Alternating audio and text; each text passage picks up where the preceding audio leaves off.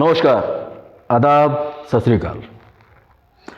दोस्तों, कुछ अर्सा पहले वेटरन एक्ट्रेस जीनत अमान ने सरफराज नाम के एक व्यक्ति के खिलाफ कोर्ट में केस किया, धोखाधड़ी का केस किया।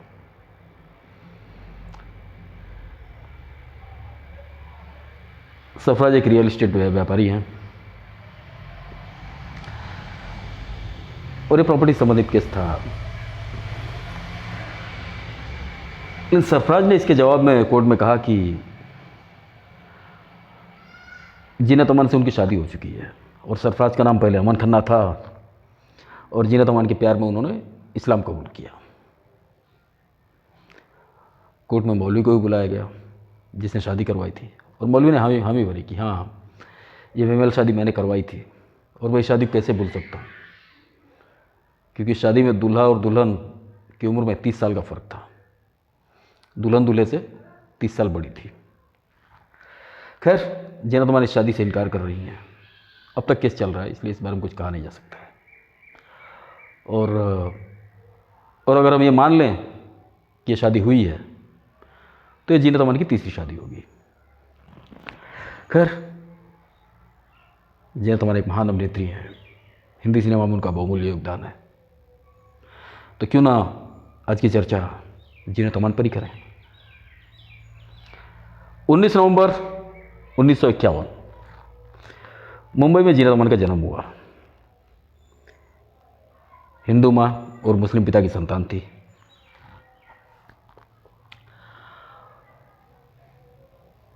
फिल्मी माहौल बचपन से ही मिला था। अभिनेता रजा मुराद जीनत अमान के चचेरे भाई हैं, इसलिए फिल्मी माहौल उन्होंने जीनत अमान ने बचपन से देखा था। फिल्मों का माहौल उनके लिए कोई नया नहीं था। बचपन से ही खूबसूरत थी। घर का अच्छा खासा माहौल था, खाता पीता परिवार था। बड़ी हुई तो खूबसूरत तो थी, मिस इंडिया कॉन्टेस्ट में हिस्सा ले लिया और दूसरे नंबर पर आई। और उसी साल यानी 1971 में मिस एशिया पैसिफिक में हिस्सा लिया और विनर रही। ब्यूटी कॉन्टेस्ट जीता तो फिल्मों के प्रस्ताव आने भी शुरू हुए। पहली फिल्म मिली देवानंद के साथ, एक इंडो फिलिपिन फिल्म थी, देवानंद हीरो थे। फिल्म का नाम था डेविल विदिन। फिल्म इंडिया में तो कुछ खास सफल नहीं हुई, लेकिन फिल्म इंडस्ट्री ने जीनत अमान को नोटिस कर लिया।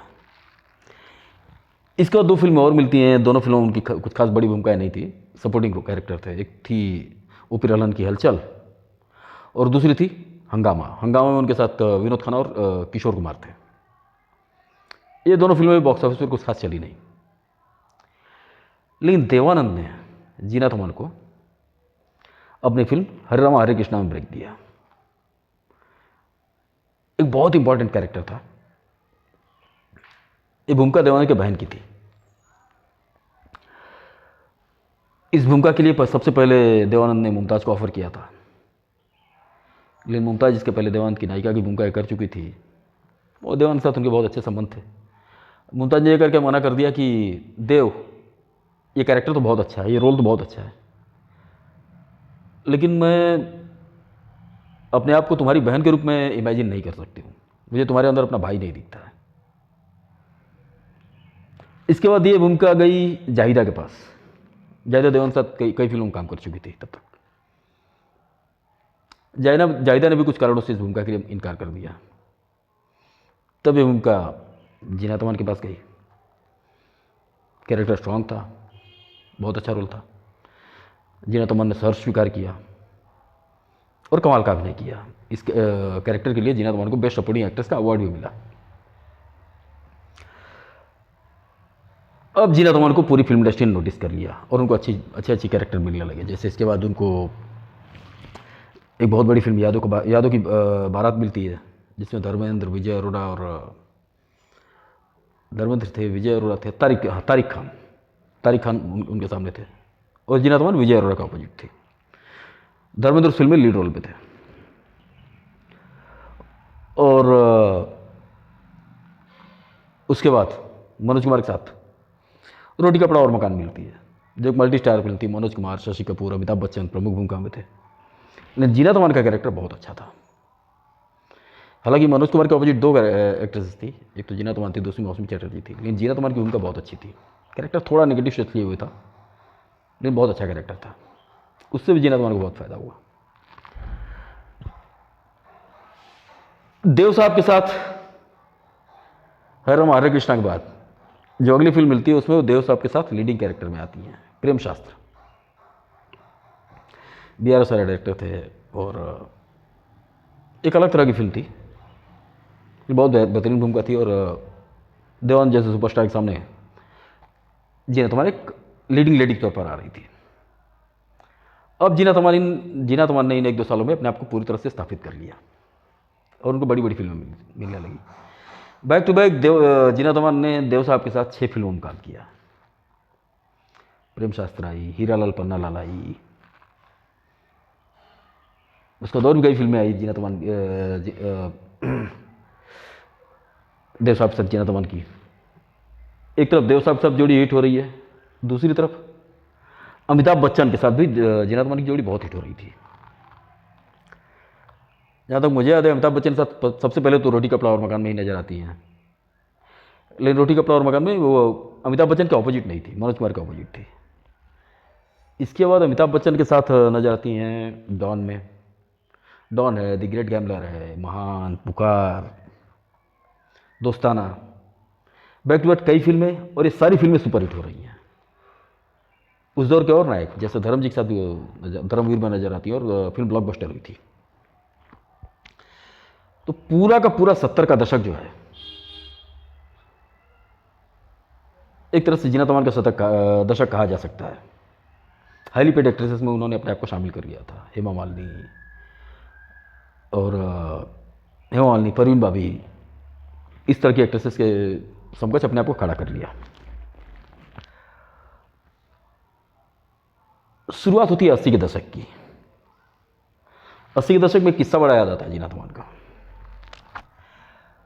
पूरे के पूरे 70 के दशक में प्रोफेशनल करियर तो अच्छा खासा चल ही रहा था। जीनत अमान के अफेयर्स के किस्से भी सुनाई दे रहे थे, कभी अमिताभ बच्चन के साथ, देवानंद के साथ उनके अफेयर्स के किस्से बहुत सुनाई दे रहे थे। और कुछ हद तक देवानंद के साथ उनके किस्सों में सच्चाई भी थी, क्योंकि देवानंद ने भी इस बात को स्वीकार किया है कि वो जीनत अमान की तरफ आकर्षित थे।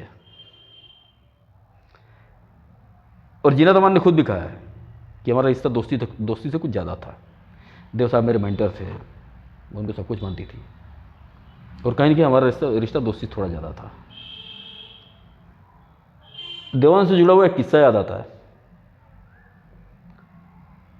सत्यम सोम सुंदरम ब्लॉकबस्टर साबित हुई थी और इसकी सक्सेस पार्टी दी जा रही थी। और जिस रात ये पार्टी थी,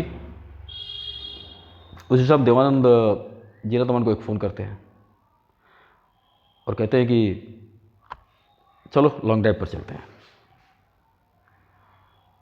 जीनत अमान ये कहते हुए इनकार कर देती हैं कि नहीं, मैं नहीं चल सकती, मुझे सत्यम सुंदरम की पार्टी में जाना है, राज साहब ने पार्टी दी है। देवानंद फिर उनको इंसिस्ट करते हैं, नहीं नहीं, पार्टी वार्टी छोड़ो, चलो लॉन्ग ड्राइव पर चलते हैं, डिनर साथ में करेंगे।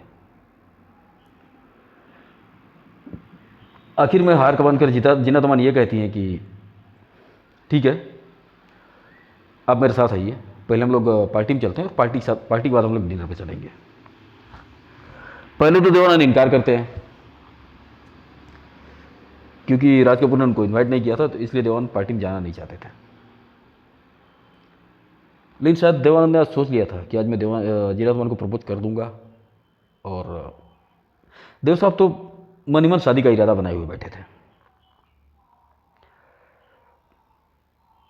हार कर देवानंद पार्टी में जाने को तैयार हो जाते हैं। देवानंद और जीनत अमान पार्टी में जाते हैं।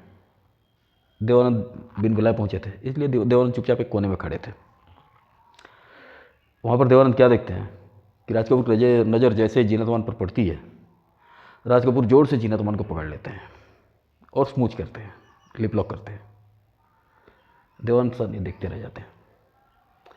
राज कपूर की नज़र जैसे ही देवानंद पर पड़ती है, तो राज कपूर सकपका कर जीनत अमान को छोड़ देते हैं। जीनत अमन भी देवानंद को देखती हैं और जीनत अमन स्थिति को संभालने के लिए राज कपूर के पैर छूती हैं। शायद ये बात देवानंद को कुछ हजम नहीं हुई थी।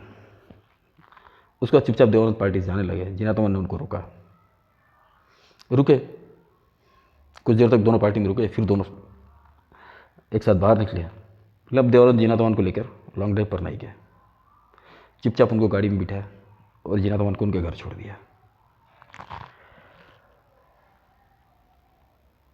और शायद आप लोगों को याद हो 1978 के बाद देवानंद और जीनत अमन एक साथ किसी फिल्म में भी नजर नहीं आए। खैर, बात आती है 1980 पे। संजय खान, ये हीरो संजय खान के करियर की शुरुआत 1960 के मध्य से हो चुकी थी, लेकिन 60 का दशक या 70 का दशक कुछ सफल फिल्में संजय खान ने की, लेकिन अपने आप को ए लिस्टेड एक्टर्स की कैटेगरी में नहीं ला पाए। लेट 70s में उन्होंने एक फिल्म प्रोड्यूस की, चांदी सोना। उसको भी औसत दर्जे की सफलता मिली। अब वो एक बहुत बड़ी फिल्म प्लान कर रहे थे, अब्दुल्ला, और उसमें लीडिंग लेडी के तौर पर जीनत अमान को साइन किया। अब्दुल्ला का जीनत अमान हिस्सा बनी। जीनत अमान भी अब अपने जीवन में सेटल होना चाहती थी। संजय खान पहले शादीशुदा थे, लेकिन अब्दुल्ला की शूटिंग के दौरान दोनों नज़दीकियाँ बढ़ी। दोनों के अफेयर्स के किस्से भी मैगजीन्स में छपने लगे और कहा तो यहाँ तक जाता है कि चोरी छुपे संजय खान और जीनत अमान ने शादी कर ली थी। इसी बीच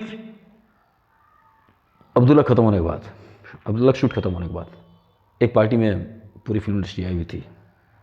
संजय खान और जीनत अमान दोनों मौजूद थे। अचानक सबकी नज़र पड़ती है कि संजय खान जीनत अमान को पीट रहे हैं किसी बात पर, और इतनी बुरी तरह से पीटा कि जीनत अमान नीचे गिर गई थी और उनकी आंखों में गंभीर चोट लग गई थी। ये किस्सा पूरी फिल्म इंडस्ट्री में लगभग पूरे 1980 में लगभग पूरे साल किस्सा छाया रहा।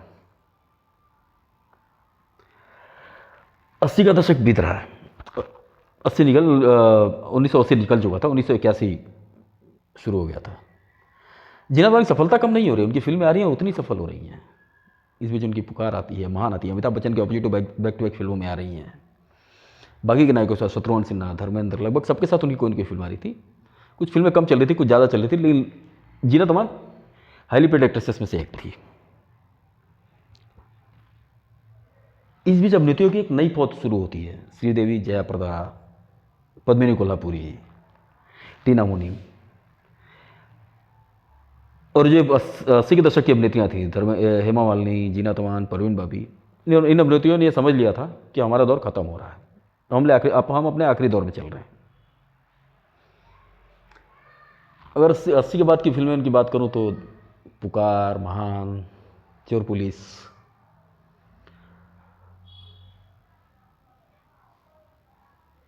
बयासी 83 के बाद कुछ फिल्मों में सपोर्टिंग रोल में भी वो नजर आने लगी, जैसे एक सोनी महिवाल नजर आती है। अब जीनत अमान, और ये जीनत अमान ने खुद कहा है, मैं अपने मिड 30s में चल रही थी और मैं शादी करने के लिए डेस्परेट थी। जीनत अमान शादी करने के लिए बेचैन थी। उस समय उस दौर का एक फ्लॉप एक्टर हुआ करता था, मजहर खान, जिनको कई फिल्मों में आपने देखा होगा। शान में जो अब्दुल का कैरेक्टर है, वो गाना आप लोगों को याद होगा, नाम अब्दुल है मेरा क्या, मैं तो सब पे नज़र रखता हूँ। एक ही भूल में एक छोटी सी भूमिका में नजर आए थे। एक ही भूल में जितेंद्र और रेखा लीडिंग पेयर में थे, और एक छोटा सा नेगेटिव कैरेक्टर था मजहर खान का। गुलामी में एक छोटे से नेगेटिव कैरेक्टर में नजर आए हैं। मतलब कि साल 2 साल में उनकी कोई एक फिल्म आ जाती थी, एक छोटे से सपोर्टिंग कैरेक्टर में या नेगेटिव कैरेक्टर में रहते थे। करियर कुछ खास चल नहीं रहा था। कहीं जीनत अमान से पार्टी में मुलाकात हो जाती है। वो पता नहीं जीनत अमान को उन्होंने प्रपोज किया, जीनत अमान ने प्रपोज किया। अचानक सुनाई देता है कि 1985 में जीनत अमान ने मजहर खान से शादी कर ली है।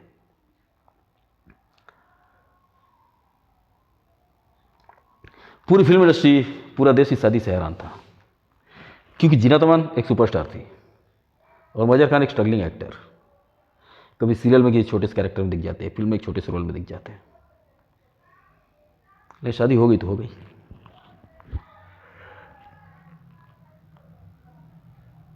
जब से शादी हुई, हर 2-4 महीनों के बाद एक किसी न किसी मैगजीन में खबर छपती थी कि ये शादी कुछ ठीक नहीं चल रही है। मजर खान जीनत अमान को फिजिकली हैरेस करते हैं। जीनत अमान ने अपनी तरफ से इस शादी को बचाने की पूरी कोशिश की, लेकिन शादी बची नहीं। लेट 90s में आते आते तलाक हो गया। जीनत अमान, सिर्फ ये बात नहीं थी कि मजर खान कम सफल थे, जीनत अमान के मुकाबले कम सफल थे, ऐसी शादियाँ भी टिक जाती हैं। मजर खान नशे के आदी थे, कई तरह के नशे किया करते थे, ड्रग्स की आदत थी, शराब ज़रूरत से ज़्यादा पीते थे।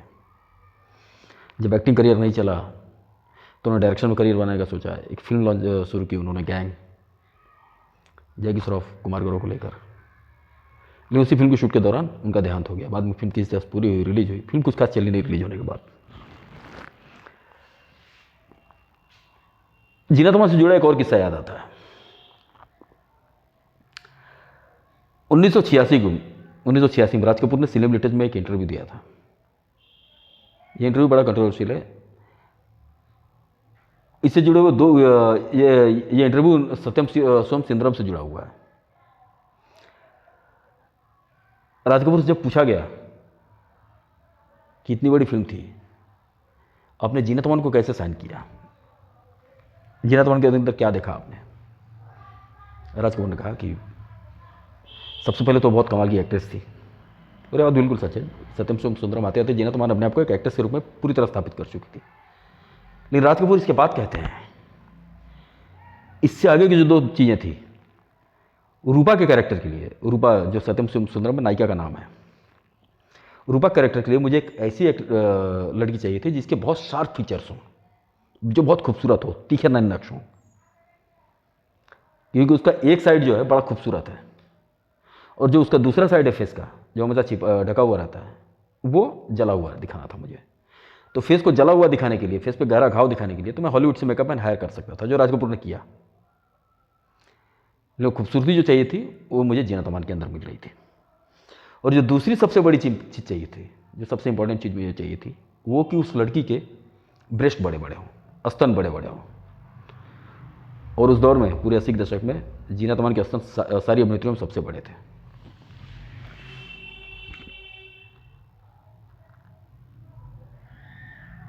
जो आगे की बात राज कपूर नहीं कही थी, वो क्या भी है कि उस दौर में लोगों की नज़र इस चीज़ पर नहीं पड़ती थी। जीनत अमान को मैं एक बात का श्रेय पूरी तरह देना चाहूँगा।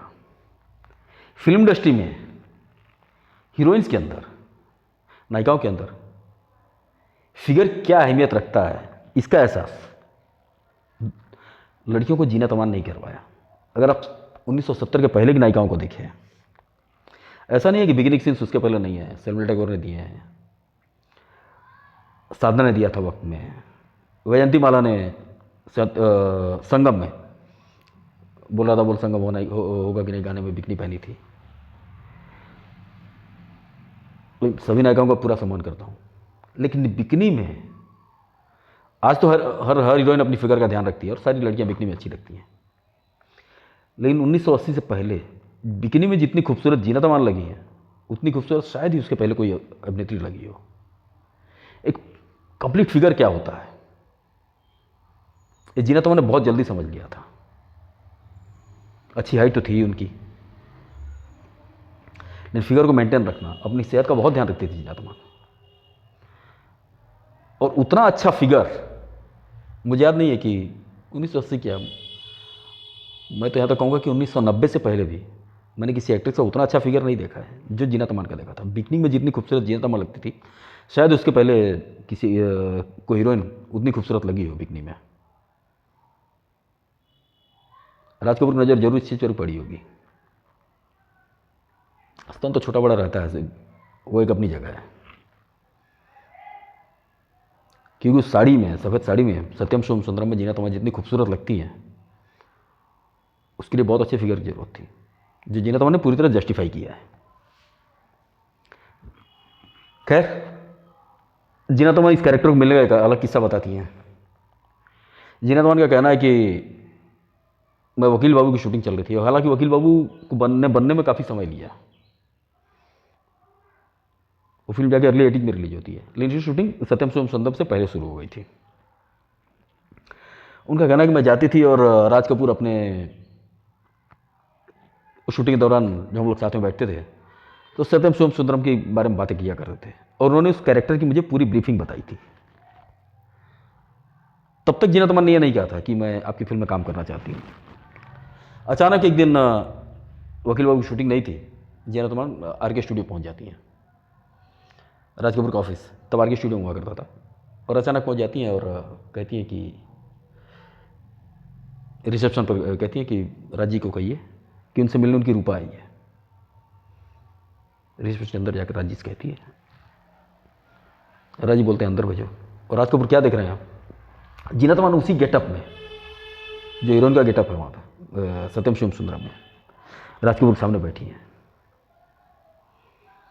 राज कपूर ने जैसे ही कमिटमेंट देखा कि जीनत अमान पूरी तैयारी से आई हुई है, उन्होंने एक शब्द नहीं कहा, जीनत अमान को उस भूमिका में साइन कर लिया। खैर, ये तो बात थी जीनत अमान को कैसे सत्यम सोम सुंदरम मिली, कैसे वो रूपा बनी, और रूपा की भूमिका को उन्होंने कैसे जिया, ये तो सारी दुनिया ने देखा। हम अर्ली 80s में थे। कुछ फिल्में करते हुए, जैसे पुकार और महान करने के बाद मिड 80s में आके जीनत अमान की शादी हो जाती है। शादी के बाद पहले 4-5 साल तो गुजर रहे हैं, जीनत अमान अपनी तरफ से पूरी कोशिश कर रही है कि इस शादी को बचा लिया जाए, लेकिन आखिर में मिड 90s जाते जाते ये शादी टूट ही जाती है। उसी के बाद लेट 90s में जीनत अमान ने सिमी अग्रवाल को एक इंटरव्यू दिया था। सिमी अग्रवाल का शो आता है, लगभग हर बड़ी हस्ती ने उस शो में आगमन किया है और सिमी अग्रवाल से अपने बारे में चर्चा की है। जीनत अमान ने उस शो में खुद कहा था कि मिड 80s जाते जाते मैं अपने मिड 30s में चल रही थी और मैं शादी करने के लिए डिस्परेट थी। मैं किसी से भी शादी करना चाहती थी। ऐसे मुझे मजर खान मिले, हमारी जान पहचान हुई, और कहीं न कहीं अंदर मेरे अंदर ये एहसास था, मुझे ये एहसास था कि शादी टिकेगी नहीं, ये शादी बेमेल है। लेकिन मेरे सामने और कोई ऑप्शन नहीं था और मैंने मजर खान से शादी कर ली। और उन्होंने खुलेआम स्वीकार किया था कि मैं जानती थी, लेकिन इस शादी से जितनी तबाही हुई, मैंने उतनी तबाही का विचार नहीं सोचा था। मैं मजर की आदतों के बारे में भी जानती थी, लेकिन मुझे लगता था कि मजर शादी के बाद बदल जाएंगे, लोग बिल्कुल नहीं बदले। खैर, दोनों का तलाक हुआ।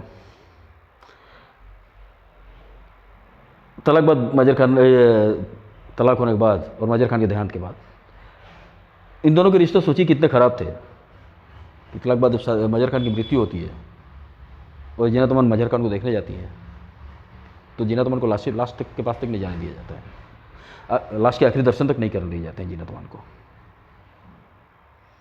खैर, जीवन अपनी गति से आगे बढ़ता है।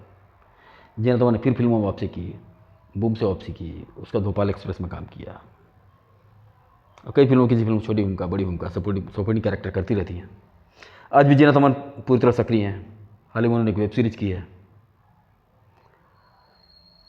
तो जीनत अमान की लंबी उम्र की कामना करते हुए मैं आज का एपिसोड समाप्त करता हूँ। अगले एपिसोड में किसी और महान हस्ती के विषय में चर्चा करेंगे।